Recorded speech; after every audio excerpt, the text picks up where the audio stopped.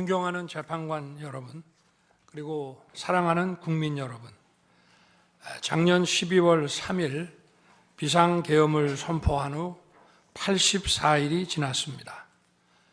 제 삶에서 가장 힘든 날들이었지만 감사와 성찰의 시간이기도 했습니다. 저 자신을 돌아보면서 그동안 국민들께 과분한 사랑을 받아왔다는 생각이 들었습니다.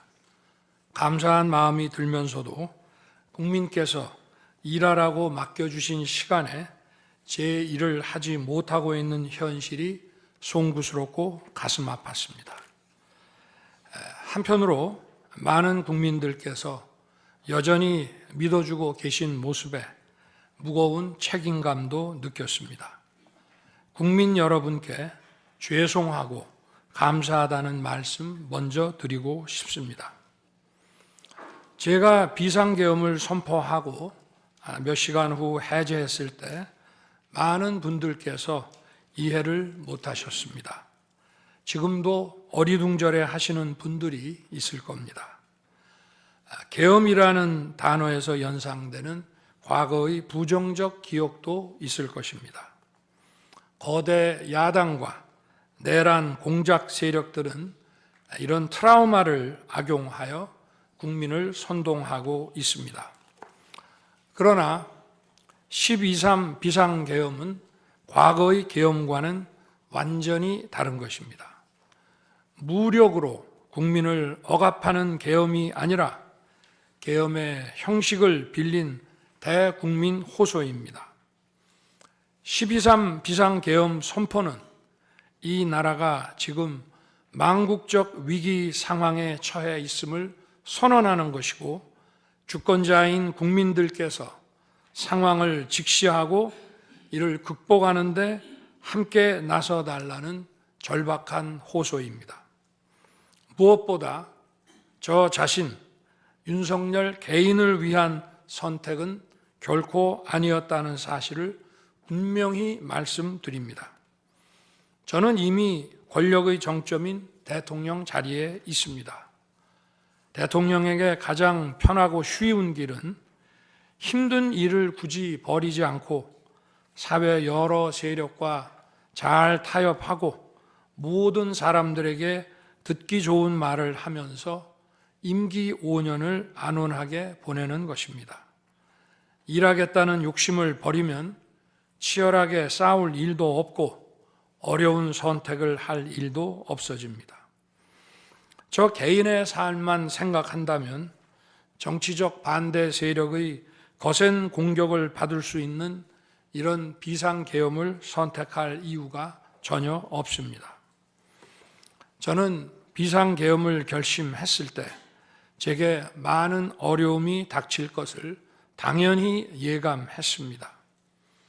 거대 야당은 제가 독재를 하고 집권 연장을 위해 비상계엄을 했다고 주장합니다. 내란죄를 씌우려는 공작 프레임입니다.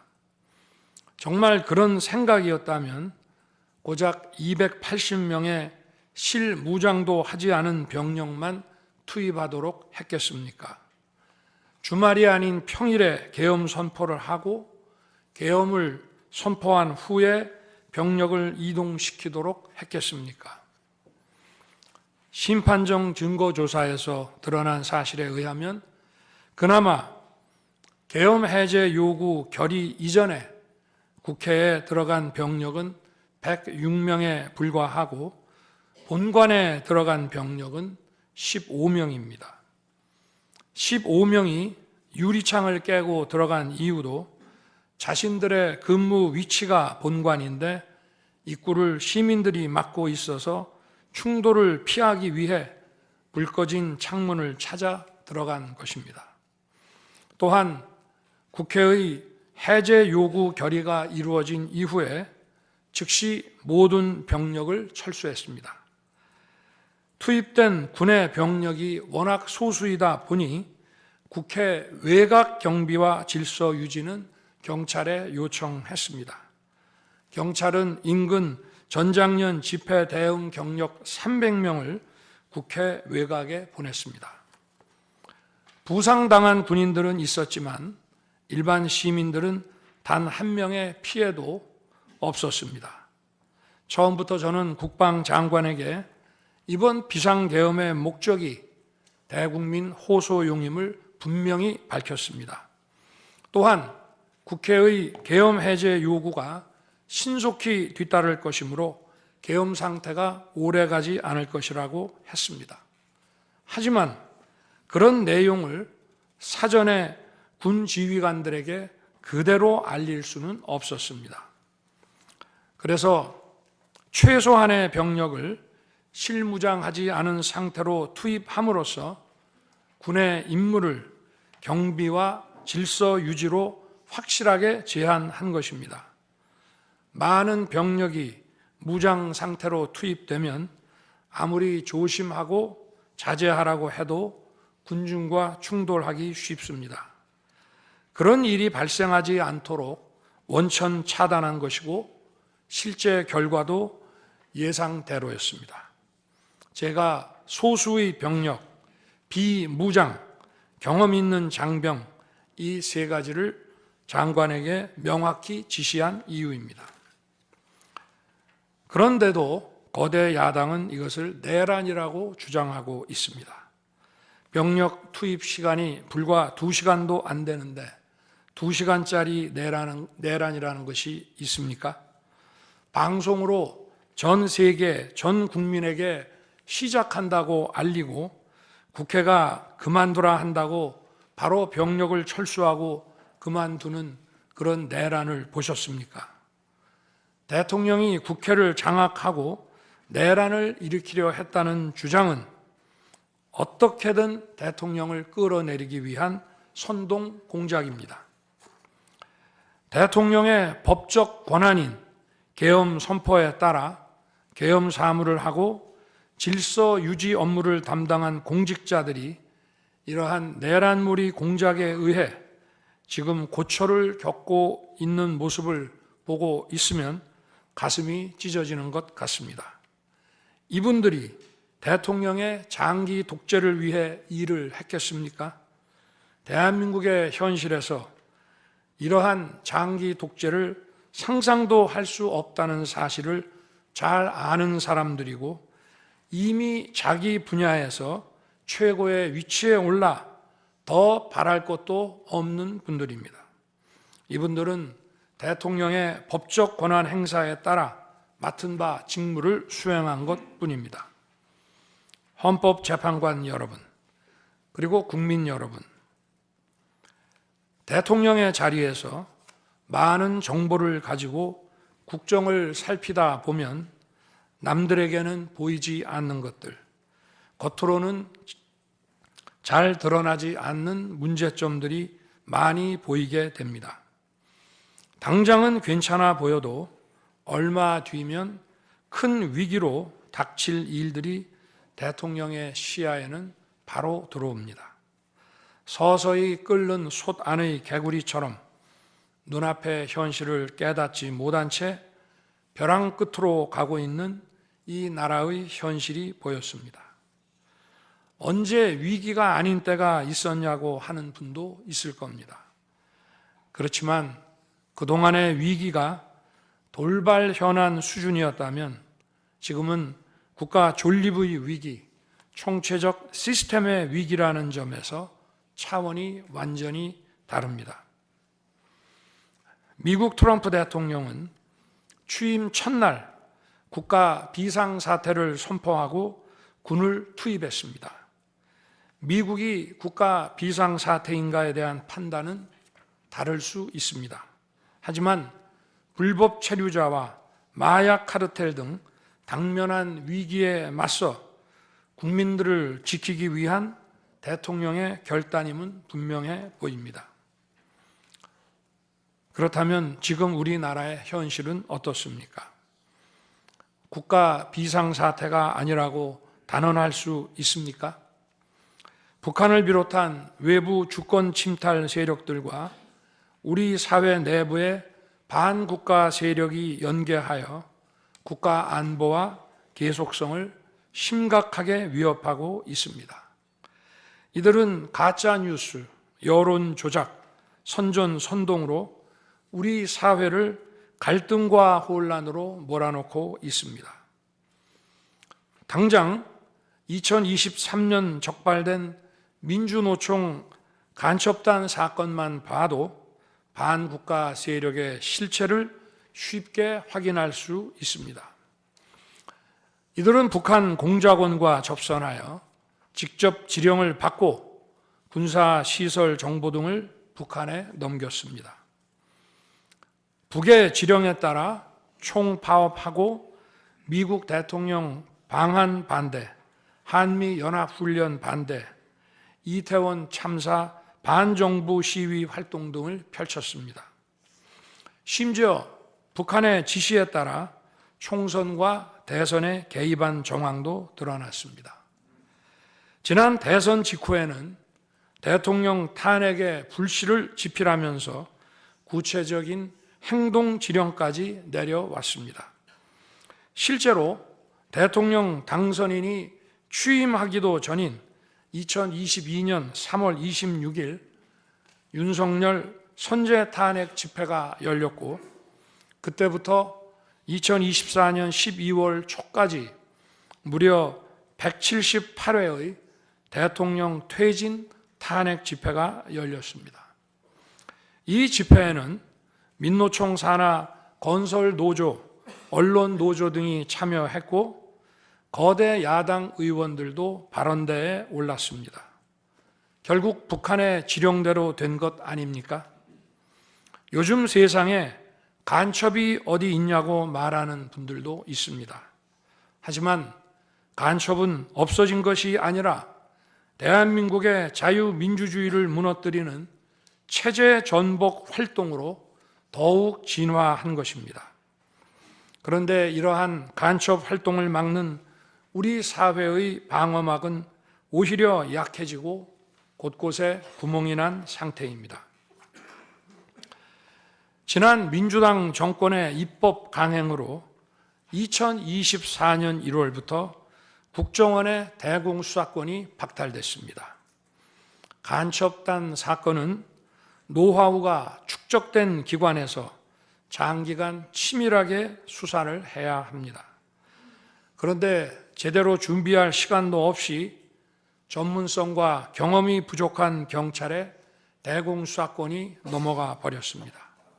간첩이 활개치는 환경이 만들어진 것입니다. 게다가 애써 잡아도 재판이 장기간 방치되는 상황까지 발생하고 있습니다. 현재 재판이 진행 중인 간첩 사건이 민노총 간첩단, 창원 간첩단, 청주 간첩단, 제주 간첩단 등 4건이나 됩니다. 그런데 청주 간첩단 사건은 1심 판결까지 29개월이 넘게 걸렸고, 민노총 간첩단 사건도 1심 판결에 1년 6개월이 걸렸습니다. 이들은 구속기간 만료 후 석방되어 1심 판결로 법정 구속이 될 때까지 버젓이 활보하고 다녔습니다. 현재 창원 간첩단 사건은 2년 가까이 재판이 중단되어 있고, 제주 간첩단 사건도 1년 10개월째 재판이 파행 중입니다. 모두 석방된 상태입니다. 간첩을 잡지도 못하고 잡아도 제대로 처벌도 못하는데 이런 상황이 과연 정상입니까? 그런데도 거대 야당은 민노총을 옹호하기 바쁘고 국정원 대공수사권 박탈에 이어 국가보안법 폐지까지 주장하고 있습니다. 경찰의 대공수사에 쓰이는 특활비마저 전액 삭감해서 영원으로 만들었습니다. 한마디로 간첩을 잡지 말라는 것입니다. 작년에는 중국인들이 드론을 띄워 우리 군사기지, 국정원, 국제공항과 국내 미군 군사시설을 촬영하다 연이어 적발되었습니다. 이들을 간첩죄로 처벌하기 위해서는 법률을 개정해야 하는데 거대 야당이 완강히 거부하고 있습니다. 국가 핵심 기술을 유출하는 산업 스파이도 최근 급증하고 있습니다. 반도체, 디스플레이 등 기술 유출 피해가 수십조 원에 달하는데 그 3분의 2가 중국으로 유출됩니다. 중국은 사진 한 장만 잘못 찍어도 우리 국민을 마음대로 구금하는 강력한 반간첩법을 시행하고 있는데 거대 야당은 산업 스파이를 막기 위한 간첩죄 법률 개정조차 가로막고 있습니다.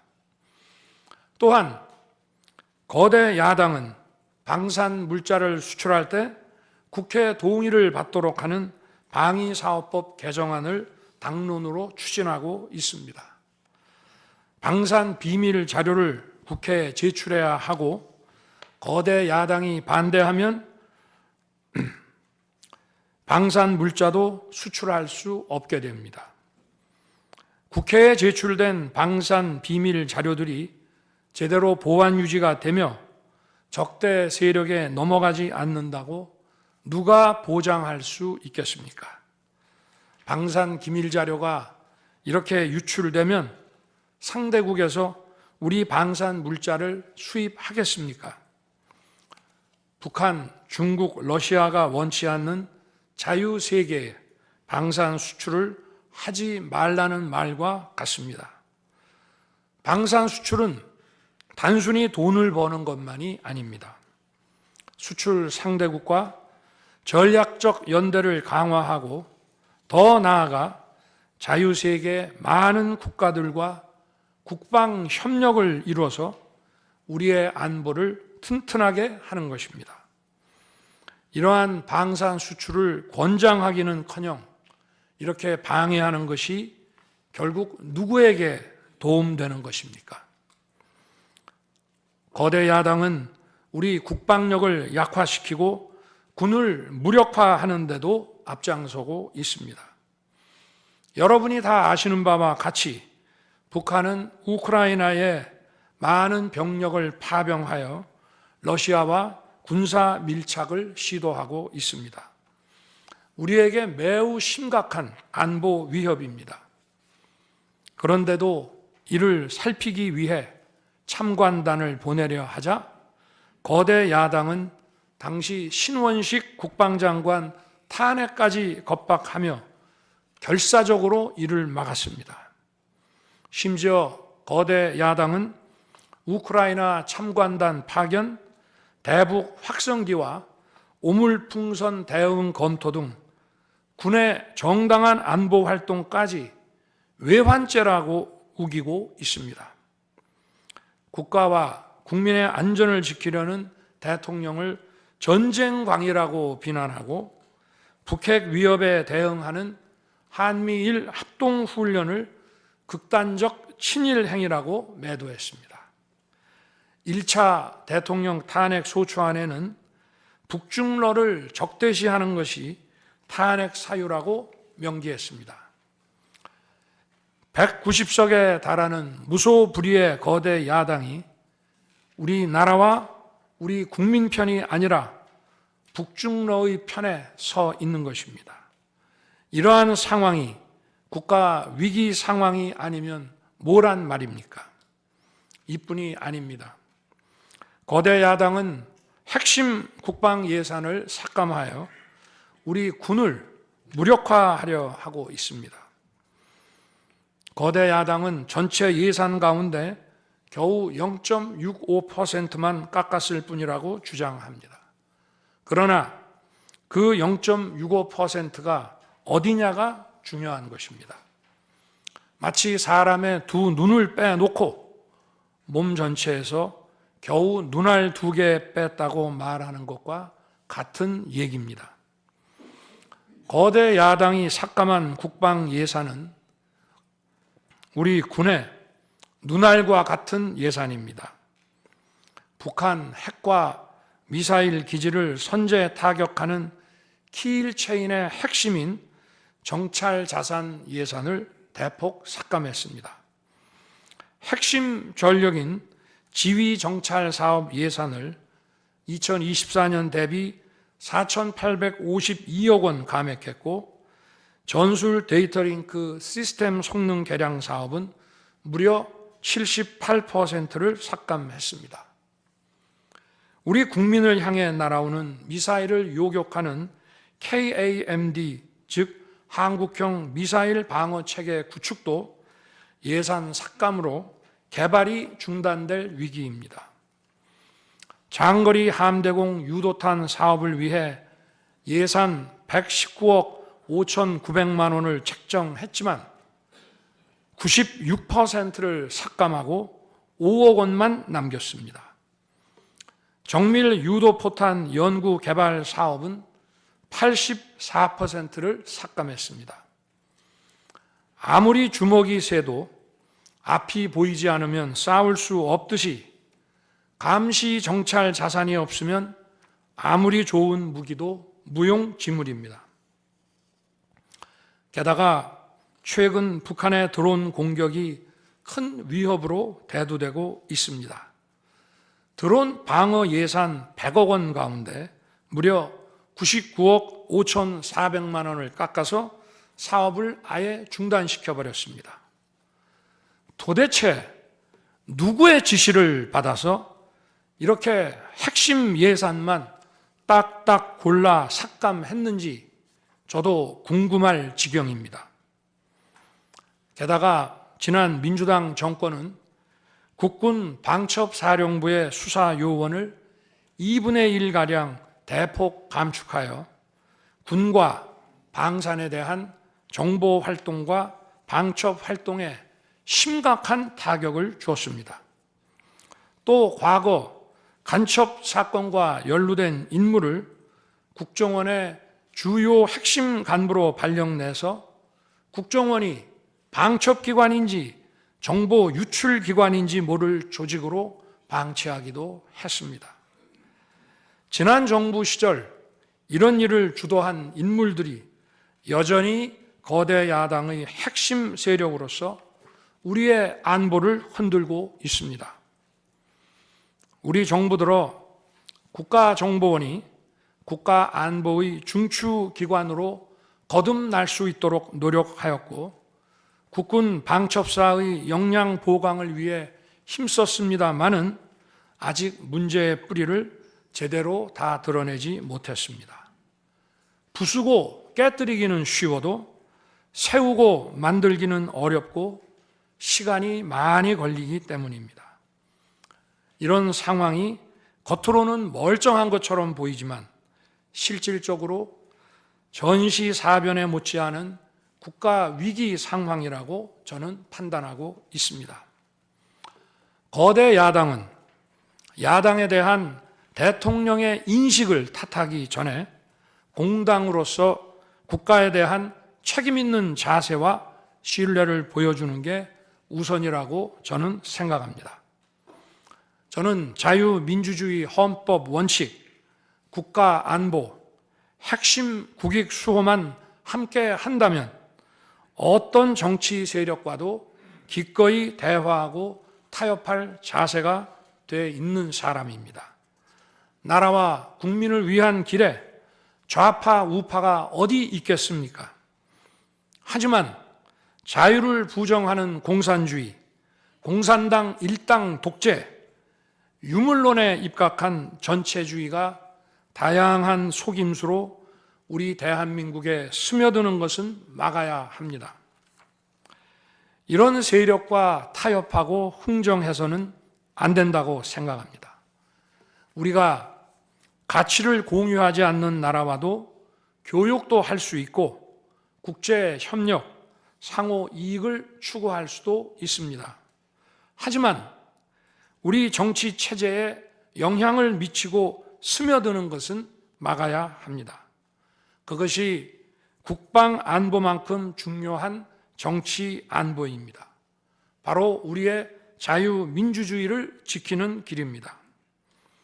자유민주주의 국가의 공당이라면 이런 세력을 옹호하고 이런 세력과 손잡는 일은 절대 해서는 안 되는 것입니다.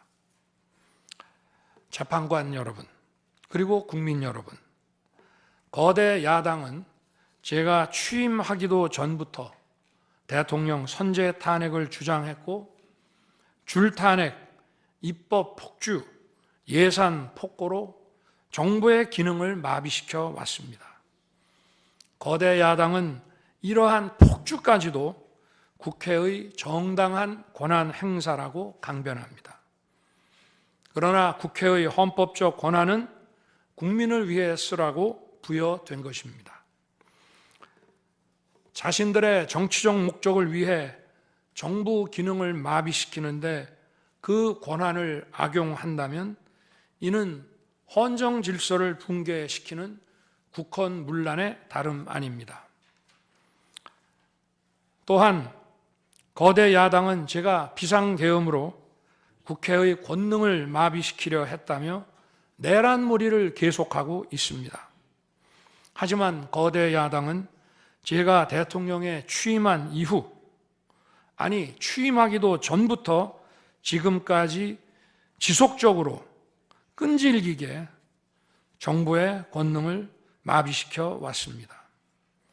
마치 정부를 마비시키는 것이 유일한 목표인 것처럼 국회의 권한을 마구마구 휘둘러 왔습니다.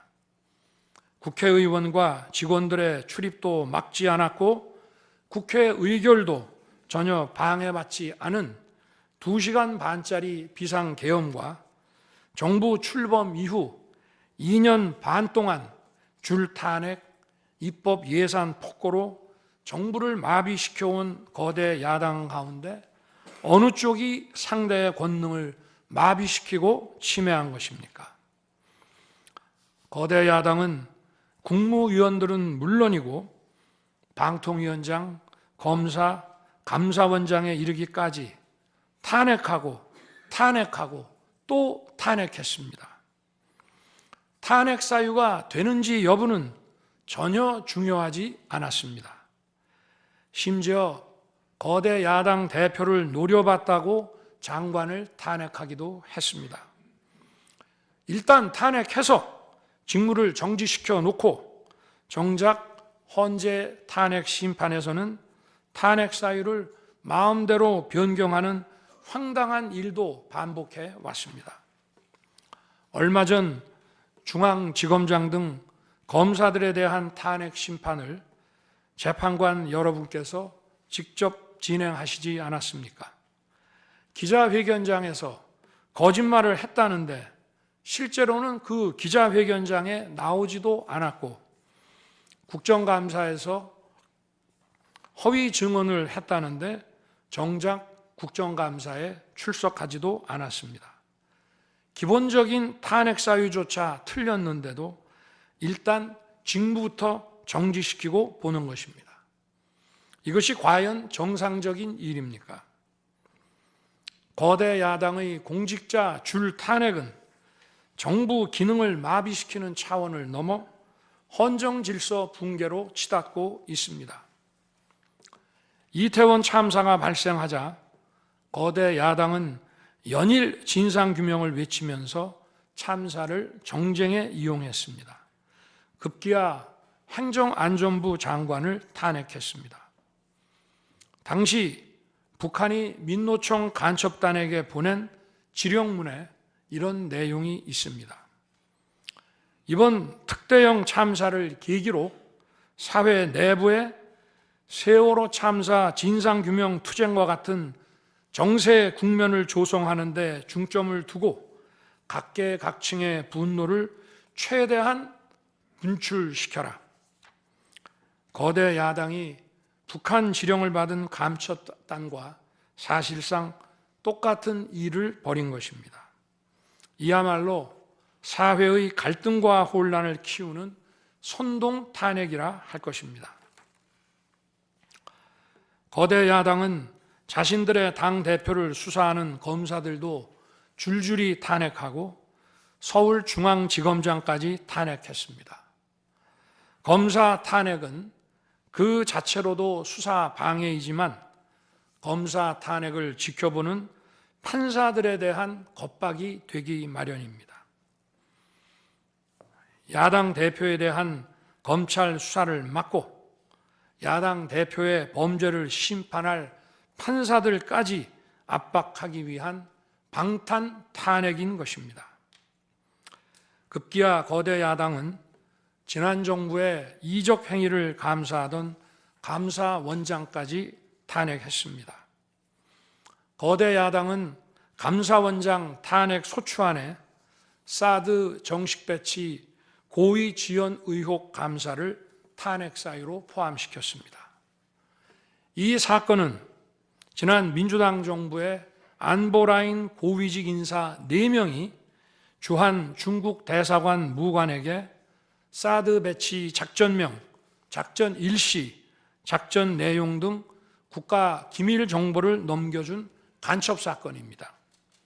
감사원은 이를 적발하고 검찰에 수사 의뢰하는 등 감사 조치를 진행하였는데 이것이 탄핵 사유라는 것입니다. 자신들의 간첩 행위를 무마하기 위한 이적 탄핵이 아닐 수 없습니다.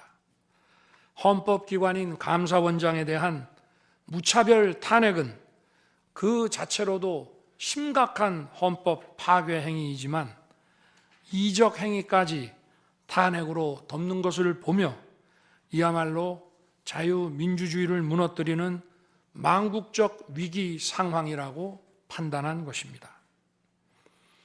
또 한편 정부 각 부처들은 국민의 세금으로 엄청난 규모의 예산을 사용 집행하고 있습니다. 수많은 산하 기관도 거느리고 있습니다. 그런데 이런 부처의 수장들을 탄핵 소추로 직무정지시켜 그 부처의 기능을 마비시키거나 심각하게 저해한다면 기회 비용과 재정적 측면에서도 국가와 국민에 얼마나 막대한 경제적 피해를 입히는 것이 되겠습니까? 거대 야당은 공직자를 무차별 탄핵 소추하고 소추인 난 변호사 비용도 국민 세금으로 사용하고 있습니다. 그렇지만 억울하게 탄핵 소추된 공직자들은 직무가 정지된 상황에서 자기 개인 자금으로 변호사 비용까지 조달해야 합니다. 정부 공직자들은 거대 야당의 이러한 폭거에 한없이 위축될 수밖에 없습니다. 이처럼 거대 야당은 선동 탄핵, 방탄 탄핵, 이적 탄핵으로 대한민국을 무너뜨리고 있습니다.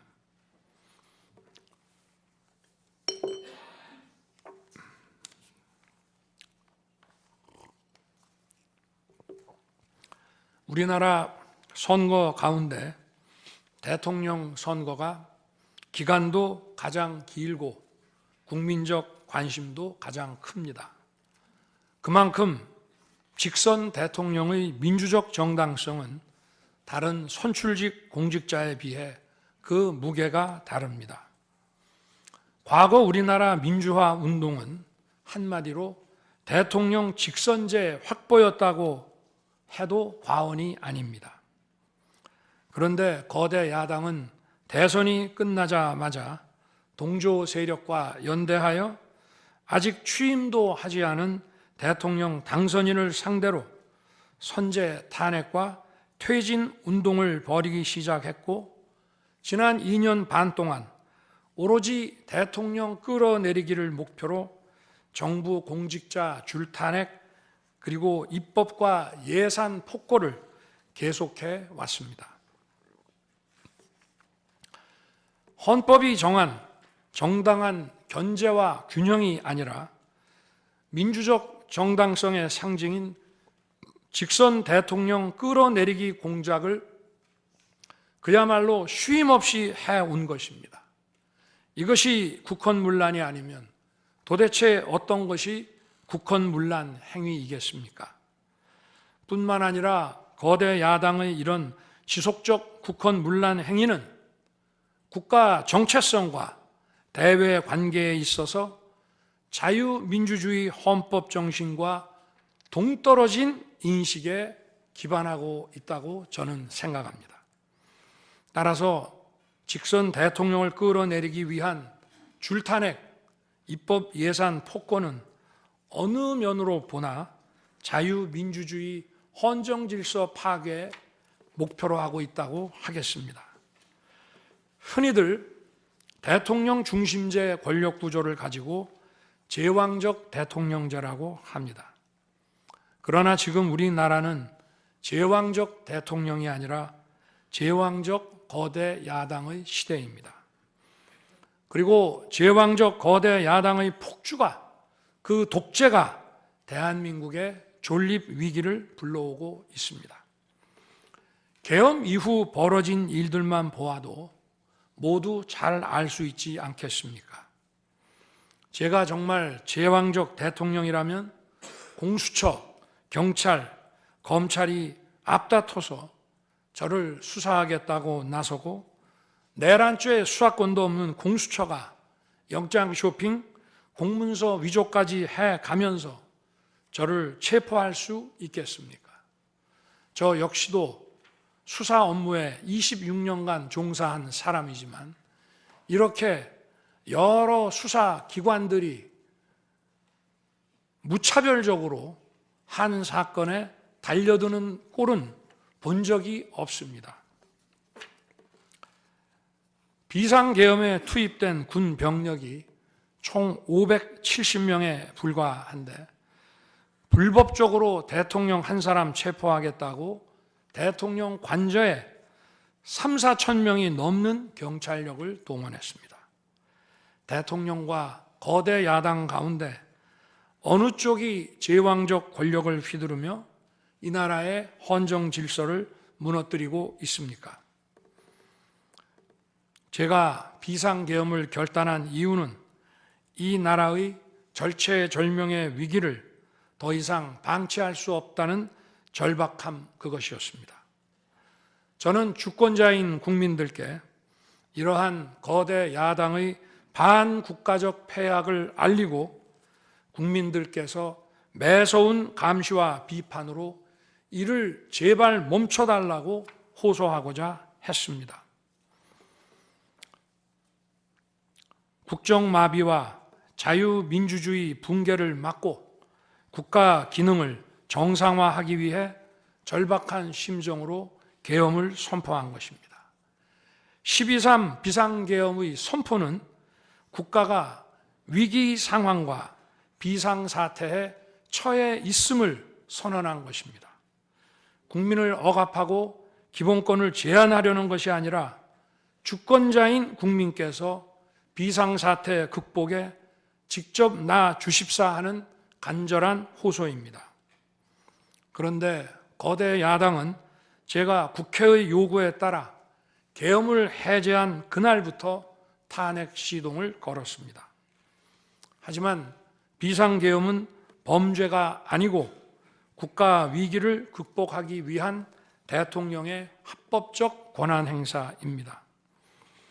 저는 긴급 국무회의를 거쳐 방송을 통해 비상계엄을 선포했고 그 과정에서 거대 야당의 국회 독재가 망국적 위기를 초래하였다고 했기 때문에 많은 사람들이 국회로 몰려들 것이었고 계엄 상황에서 질서 유지를 위해 국회에 최소한의 병력을 투입했으며 국회가 해제 요구 결의를 하자 즉각 병력을 철수하고 국무회의를 소집해서 계엄을 해제했습니다. 다 알고 계시다시피 2023년 중앙선관위를 포함한 국가기관들이 북한에 의해 심각한 해킹을 당했습니다. 중앙선관위는 이 같은 사실을 국가정보원으로부터 통보받고도 다른 국가기관과 달리 점검에 제대로 응하지 않았습니다. 나중에 채용비리 사건 때문에 울며 겨자 먹기로 응한 일부 소극적 점검 결과 심각한 보안 문제가 드러났기 때문에 중앙선관위 전산 시스템 스크린 차원에서 소규모의 병력을 보낸 것입니다. 선거의 공정과 직결되는 중앙선관위의 전산 시스템 보안 문제는 우리 자유민주주의 체제의 핵심 공공재이자 공공자산을 지키는 일입니다. 더구나 그동안의 선거 소송에서 드러난 다량의 가짜 부정투표 용지, 그리고 투표 결과가 도저히 납득하기 어렵다는 통계학과 수리과학적 논거 등에 비추어 중앙선관위의 전산 시스템에 대한 투명한 점검 필요성이 꾸준히 제기되어 왔습니다. 이런 조치들의 어떤 부분이 내란이고 범죄라는 것인지 도대체 이해할 수가 없습니다. 비상계엄이라는 것 자체가 불법이라면 계엄법은 왜 있으며 합동참모본부의 계엄관은 왜 존재하겠습니까? 재판관 여러분, 그리고 국민 여러분, 저는 2021년 6월 29일 처음으로 정치 참여를 선언했습니다. 대통령이라는 자리가 영광의 길이 아니라 형극의 길이라는 사실은 이미 잘 알고 있었습니다. 또 대통령직을 아주 가까이에서 지켜보신 어떤 분은 우리나라 대통령직은 저주의 길이라면서 만류하시기도 했습니다. 그러나 자유민주주의라는 헌정 질서가 무너지고 있는 상황에서 나라를 지키고 싶어 정치를 시작했습니다. 그때 정치 참여를 선언하면서 국민께 드린 약속이 있습니다. 우리의 미래를 짊어질 청년들, 국가를 위해 희생하신 분들, 산업화에 일생을 바친 분들, 나라의 민주화에 헌신하고도 묵묵히 생업에 종사하며 살아가시는 분들, 성실하게 세금을 내시는 분들, 이런 분들이 분노하지 않는 나라를 만들겠다는 약속이었습니다. 그리고 청년들이 마음껏 뛰는 역동적인 나라, 창의와 자유가 넘치는 혁신의 나라, 약자가 기죽지 않은 따뜻한 나라, 국제사회와 가치를 공유하고 책임을 다하는 나라를 만들겠다고 국민께 약속드렸습니다. 거대 의석과 이권 카르텔이 나라의 주인 노릇을 하는데 맞서 국민들에게 빼앗긴 주권을 되찾아 드리겠다고 약속했습니다. 그날 이후 지금까지 단 한순간도 이 약속을 잊은 적이 없습니다. 국민의 선택을 받아 대통령이 된 후 이 약속을 지키기 위해 쉼없이 노력하고 또 노력했습니다. 무엇 하나 쉬운 일이 없었습니다. 글로벌 복합 위기로 인한 대외 환경의 어려움이 계속됐습니다. 지난 민주당 정부의 잘못된 소주성 정책과 부동산 정책은 우리 경제와 민생의 문제를 풀어가는데 계속 발목을 잡았습니다. 하지만 어떤 문제라도 노력하면 풀어낼 수 있다고 믿었고 실제로 우리 기업, 우리 국민과 함께 뛰면서 하나하나 문제를 해결할 수 있었습니다. 기쁘고 보람 있는 일도 많았고 부족하고 아쉬운 일도 있었습니다. 무엇보다 국가 안보와 국민 안전을 지키는 제복 입은 공직자에 대한 처우 개선 추진이 보람된 일이었습니다. 지난 민주당 정권은 반일 선동에만 열을 올렸지만 우리 정부에서는 1인당 GDP가 일본을 앞질렀고 우리 인구의 2배 반이 넘는 경제 강국 일본과 수출액 차이가 작년에는 불과 수십억 불 규모로 좁혀졌습니다. 20년 전에 비해 100분의 1, 지난 민주당 정부에 비해 수십분의 1로 줄어든 것입니다. 또 작년에 30번이나 열었던 전국 순회 민생 토론의 기억이 많이 납니다. 국민의 어려움을 직접 듣고 많은 일을 현장에서 해결해 드리면서 국민과 같이 웃기도 했고 같이 울기도 했습니다. 수도권, 영남, 호남, 충청, 강원, 제주까지 전국 모든 지역을 다니면서 지역 발전 방안을 함께 고민했습니다. 우리 국민들께서 전국 어디에 사시든 공정한 기회를 누리며 행복하게 살 수 있도록 만들어서 진정한 국민 통합을 이루고 싶었습니다. 다시 그렇게 일할 기회가 있을까 마음이 아립니다. 1박 4일의 살인적 일정으로 미국에 가서 한미일 캠프 데이비드 선언을 발표했을 때는 보람이 컸고 정말 마음이 든든했습니다. 방산 수출에 물꼬를 트고 팀 코리아가 체코 원전 건설 사업의 우선 협상 대상자로 선정됐을 때에는 어린아이같이 기뻤습니다. 아쉬웠던 순간도 떠오릅니다. 기업과 국민들에게 꼭 필요한 법안들은 하염없이 뒤로 밀어놓고 거부권을 행사할 수밖에 없는 위헌적 법안, 핵심 국익에 반하는 법안들이 야당 단독으로 국회에서 일사천리 통과될 때에는 답답했습니다. 국방, 치안, 민생을 위해 꼭 필요한 아킬레스건 예산들이 삭감됐을 때에는 막막했습니다. 지금 저는 잠시 멈춰서 있지만 많은 국민들, 특히 우리 청년들이 지금 대한민국이 처한 상황을 직시하고 스스로 주권을 되찾고 나라를 지키기 위해 나서고 있습니다. 비상계엄의 목적이 망국적 위기 상황을 알리고 헌법 제정 권력인 주권자들께서 나서 주시기를 호소하는 것이었는데 이것만으로도 비상계엄의 목적이 상당 부분 이루어졌다고 생각하게 됩니다. 저의 진심을 이해해 주시는 우리 국민과 청년들에게 진심으로 감사 말씀을 드리고 싶습니다. 제가 직무에 복귀하게 되면 나중에 또다시 계엄을 선포할 것이라는 터무니없는 얘기도 있습니다.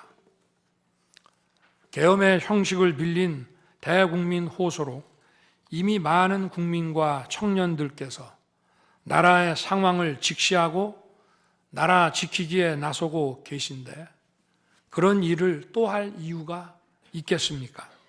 결코 그런 일은 없을 것입니다.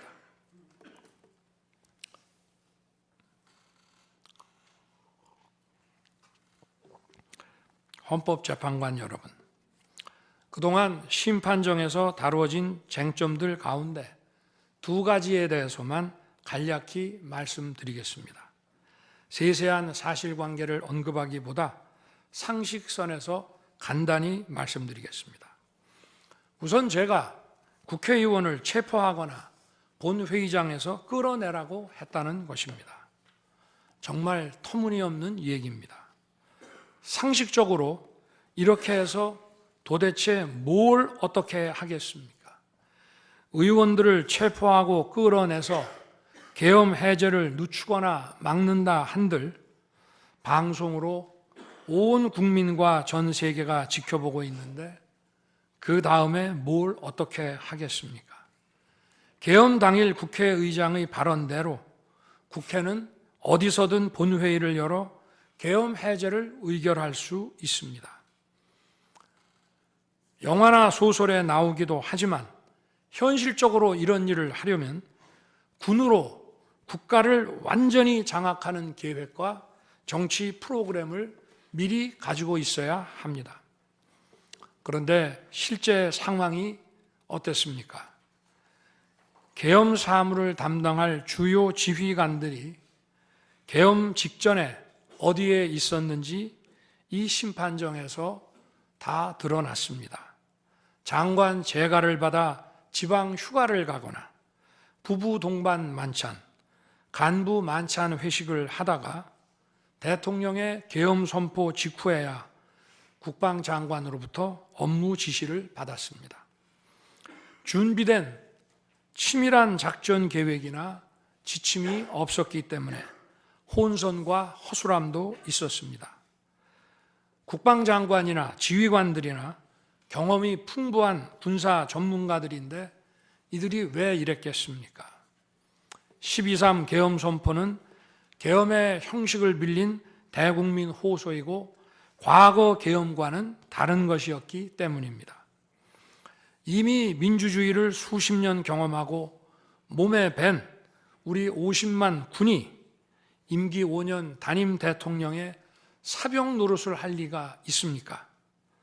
제가 비상계엄을 선포한 이유는 오로지 주권자인 국민들에게 국회의 망국적 독재로 나라가 위기에 빠졌으니 이를 직시하고 감시와 비판의 견제를 직접 해달라는 것이었습니다. 공화국의 대의제 위기에 헌법 제정 권력인 주권자가 직접 나서야 한다는 호소였습니다. 의원을 체포하거나 끌어내라고 했다는 주장은 국회에 280명의 질서유지 병력만 계획한 상태에서 앞뒤가 맞지 않는 얘기입니다. 국회가 비어있는 주말도 아니고 회기 중인 평일에 이런 병력으로 터무니없는 얘기입니다. 의원만 300명이고 직원들과 보좌진을 합치면 몇천 명이 넘습니다. TV 생중계를 보더라도 계엄 선포 후 얼마 지나지 않아 이미 국회 마당과 본관에는 수천 명의 국회 관계자와 민간인들이 들어왔습니다.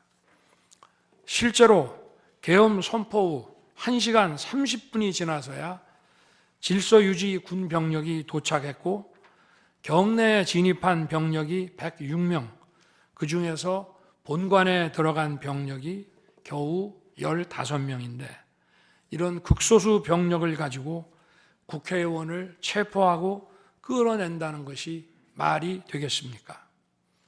게다가 의결 정족수가 차지 않았으니 본회의장에 들어가서 의원들을 끌어내라고 했다는데 의결 정족수가 차지 않았으면 더 못 들어가게 막아야지 끌어낸다는 것도 상식에 맞지 않는 얘기입니다. 본관에 진입한 군인들은 본회의장이 어디에 있는지도 몰랐다고 합니다. 무엇 하나 말이 되지 않습니다. 단 한 사람도 끌려 나오거나 체포된 일이 없었으며 군인이 민간인들에게 폭행당한 일은 있어도 민간인을 폭행하거나 위해를 가한 일은 한 건도 없었습니다. 실제로 일어나지도 않았고 일어날 수도 없는 불가능한 일에 대해 이런 주장을 하는 것은 지난번에도 말씀드렸지만 그야말로 호수 위에 비친 달빛을 건져내려는 것과 같은 허황된 것입니다. 거대 야당은 대통령의 헌법상 권한에 기해 선포된 계엄을 불법 내란으로 둔갑시켜 탄핵 소추를 성공시켰습니다. 그리고는 헌재 심판에서는 탄핵 사유에서 내란을 삭제했습니다. 그야말로 초유의 사기 탄핵이 아닐 수 없습니다. 내란이냐 아니냐는 긴 시간의 복잡한 심리를 통해 가려지는 게 아닙니다. 내란이냐 아니냐는 판례에서 보듯이 실제 일어난 일과 진행된 과정에서 드러난 결과로 누구나 쉽게 바로 알 수 있어야 내란이 되는 것입니다. 거대 야당과 소추단이 헌재 심판 대상에서 내란을 삭제한 이유는 심판의 심리 시간을 단축시키려는 것이 아니라 내란의 실체가 없기 때문입니다. 더구나 12.3 계엄은 발령부터 해제까지 역사상 가장 빨리 종결된 계엄입니다. 그러다 보니 계엄 사령부 조직도 구성되지 못했고 예하 수사본부 조직도 전혀 만들어지지 못한 채 그냥 계엄이 종료됐습니다. 비상계엄 국무회의에 대해 간단히 말씀드리겠습니다. 계엄 당일 국무회의는 국무회의로 보기 어렵다는 주장이 있습니다. 그런데 국무회의를 할 것이 아니었다면 도대체 12월 3일 밤에 국무위원들이 대통령실에 온 이유를 오히려 제가 묻고 싶습니다. 국무회의가 아니라 간담회 정도였다는 주장도 있습니다만 그날이 간담회를 할 상황은 아닙니다. 간담회는 의사 정족수도 없는데 국무회의 의사 정족수가 찰 때까지 왜 기다렸겠습니까? 당일 저녁 8시 반부터 국무위원들이 차례로 오기 시작했고 저는 비상계엄에 대해 설명하고 국방장관은 계엄의 개요가 기재된 비상계엄 선포문을 나눠줬습니다. 국무위원들은 경제적, 외교적으로 어려움이 있다고 우려했고 저는 대통령으로서 각 부처를 관장하는 국무위원들의 생각과 다른 생각을 가지고 있으며 국가가 비상 상황이고 비상한 조치가 필요함을 설명했습니다. 그리고 각 부처 장관의 우려사항, 예를 들어 경제부총리의 금융시장 혼란 우려와 외교장관의 우방국 관계 우려는 제가 걱정하지 말라고 했습니다. 국무위원들이 과거의 계엄을 연상하고 있는 상황에서 저는 그냥 걱정하지 말라고 할 수밖에 없었습니다. 의사 정족수 충족 이후 국무회의 시간은 5분이었지만 그 이전에 충분히 논의를 한 것입니다.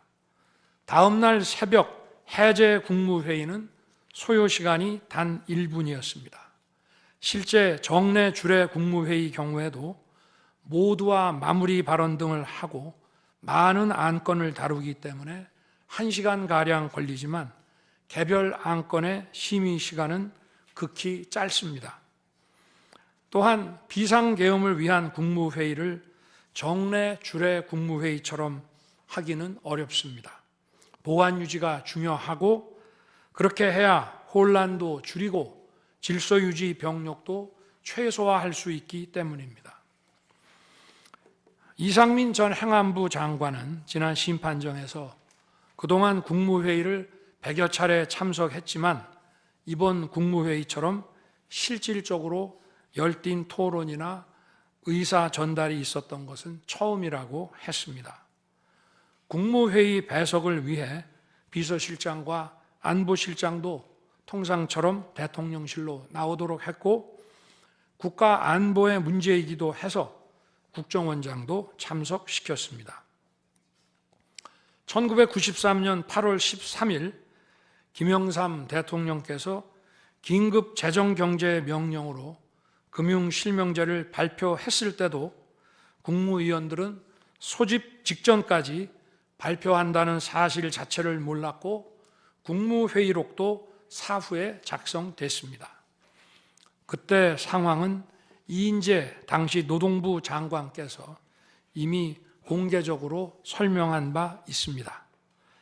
그러나 아무도 이를 두고 국무회의가 없었다고 하지 않았고 당시 헌법재판소는 긴급명령 발동을 모두 합헌이라고 결정했습니다.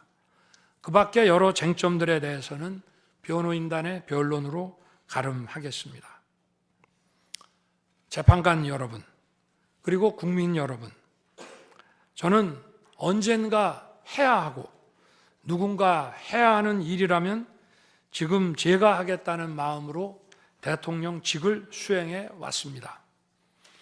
그래서 임기 전반부 동안 역대 정부들이 표를 잃을까 봐 하지 못했던 교육, 노동, 연금의 3대 개혁을 중심으로 국정개혁 과제를 과감하게 추진했습니다. 30년 동안 지지부진했던 유보 통합의 첫걸음을 떼었고 늘봄 학교와 융복합 고등교육, 그리고 지역 산업과의 연계 강화를 위한 과감한 권한 이전 등 교육개혁의 기틀을 마련했습니다. 노사 법치의 틀을 새롭게 세우고 4차 산업혁명 시대에 적응하기 위한 노동 유연화와 노동 보호의 개혁 물꼬도 텄습니다. 국가적 난제였던 연금 개혁도 역대 정부 최초로 방대한 수리 분석과 신층 여론조사를 진행하였고 수용성이 높은 방안을 만들어 국회에 제출했습니다. 대통령 임기 초반에는 국민과 유권자에게 선거 때 약속한 공약과 국정과제의 실천, 또 민생에 영향이 큰 사회개혁의 추진이 우선이기 때문에 이러한 스케줄에 맞춰 일해 온 것입니다.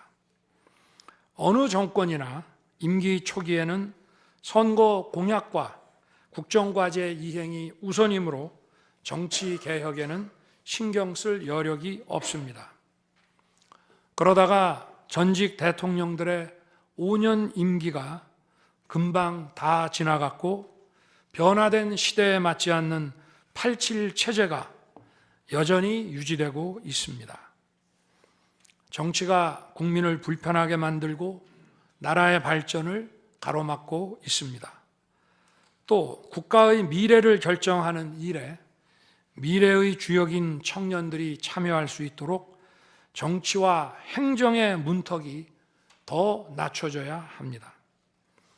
제가 직무에 복귀하게 된다면 먼저 87 체제를 우리 몸에 맞추고 미래 세대에게 제대로 된 나라를 물려주기 위한 개헌과 정치개혁의 추진에 후반부를 집중하려고 합니다. 저는 이미 대통령직을 시작할 때부터 임기 중반 이후에는 개헌과 선거제 등 정치 개혁을 추진하겠다는 계획을 가지고 있었습니다. 현직 대통령의 희생과 결단 없이는 개헌과 정치 개혁을 할 수 없습니다. 그래서 내가 이것을 해내자고 생각했던 것입니다. 저는 여러 전직 대통령들이 후보 시절 공약하고도 이행하지 못한 청와대 국민 반환도 당선 직후 즉시 추진하고 이행한 바 있습니다. 자녀 임기에 연연해하지 않고 개헌과 정치 개혁을 마지막 사명으로 생각하여 87 체제 개선에 최선을 다하고 싶습니다. 개헌과 정치 개혁 과정에서 국민 통합을 이루는 데도 노력을 다할 것입니다. 결국 국민 통합은 헌법과 헌법 가치를 통해 이루어지는 만큼 개헌과 정치 개혁이 올바르게 추진된다면 그 과정에서 갈라지고 분열된 국민들이 통합될 것이라고 믿습니다. 그렇게 되면 현행 헌법상 자녀 임기에 연연해야 할 이유가 없고 오히려 제게는 크나큰 영광이라고 생각합니다. 그리고 국정 업무에 대해서는 급변하는 국제 정세와 글로벌 복합 위기 상황을 감안하여 대통령은 대외 관계에 치중하고 국내 문제는 총리에게 대폭 위임할 생각입니다. 우리 경제는 다른 어느 나라보다 대외 의존도가 높습니다. 특히 미 트럼프 행정부 출범 이후 국제 질서의 급변과 글로벌 경제 안보의 불확실성에 크게 영향을 받을 수밖에 없습니다. 지금 우리가 국가 노선을 어떻게 선택하느냐에 따라 이 위기가 기회가 될 수도 있고 돌이킬 수 없는 재앙을 맞을 수도 있습니다. 글로벌 중추 외교 기조로 역대 가장 강력한 한미 동맹을 구축하고 한미일 협력을 이끌어낸 경험으로 대외 관계에서 국익을 지키는 일에 매진하고 싶습니다. 임기 전반기에도 지방시다위원회와 국민통합위원회를 통해 지역별, 세대별 계층별 통합을 위해 노력해 왔지만 앞으로도 국민을 하나로 묶고 국가 전체의 시너지를 올리는 국민 통합에 더욱 노력할 것입니다. 존경하는 헌법재판관 여러분, 먼저 촉박한 일정의 탄핵 심판이었지만 충실한 심리에 애써주신 재판관님들께 깊이 감사드립니다. 이번 심리는 내란 탄핵으로 소추한 후 심판 대상에서 내란을 삭제한 소추단 측이 제시한 쟁점 위주로 이루어지게 됐습니다.